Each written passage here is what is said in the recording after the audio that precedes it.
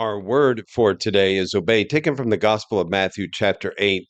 As Jesus got into a boat, his disciples followed him. Suddenly, a violent storm came up on the sea, so that the boat was being swamped by waves, but he was asleep.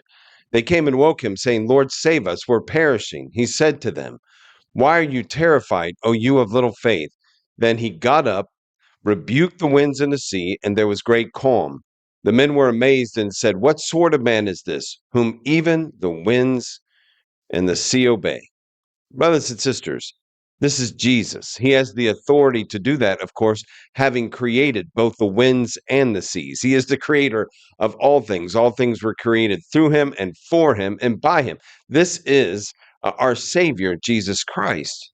But there's something more important here. Not only do the winds and the sea obey Jesus, Jesus himself is the model of obedience, being obedient even unto death, death on a cross. Like a lamb, he went to the slaughter without even opening his mouth, brothers and sisters. Yes, Jesus has the authority, and yes, we obey Jesus, but he is the one who set the model for that obedience. To obey is better than sacrifice.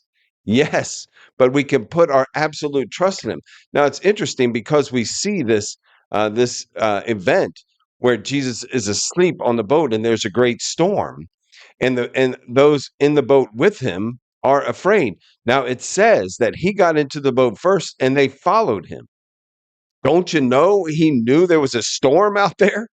He got into the boat and they followed him. There's another incident with a boat where after feeding the 5,000, Jesus tells his followers to get into the boat, tells his disciples to get into the boat and meet him on the other side.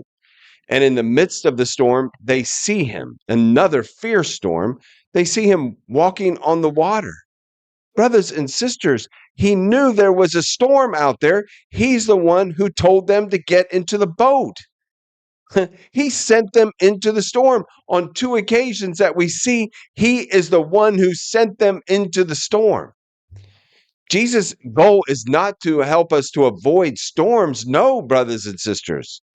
He promises he will be with us in the midst of those storms. Yeah, by the way, it's those storms that make our faith stronger. It's those storms that make our resolve stronger. It is those storms that brings us to the fullness of maturity in him. Yes. And again, he set the example. He himself went through that storm all the way to the cross. And even though he was God, even though he could have changed it in a single second with a single thought of his, as he proclaimed to Pilate, "I could call a myriad of angels down here to defend me." So, no, don't be fooled.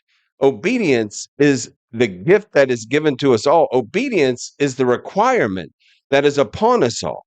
And the one that we serve is the perfect model for it. And yes, even in the midst of the storm, and even maybe more so in the midst of the storm, we are called to that obedience. We don't get to pick and choose. No, we are not God. We serve God.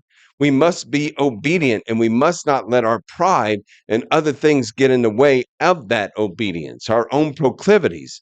No, we are obedient all the way to death, just as Jesus was obedient all the way to the cross. Obey, our word for today.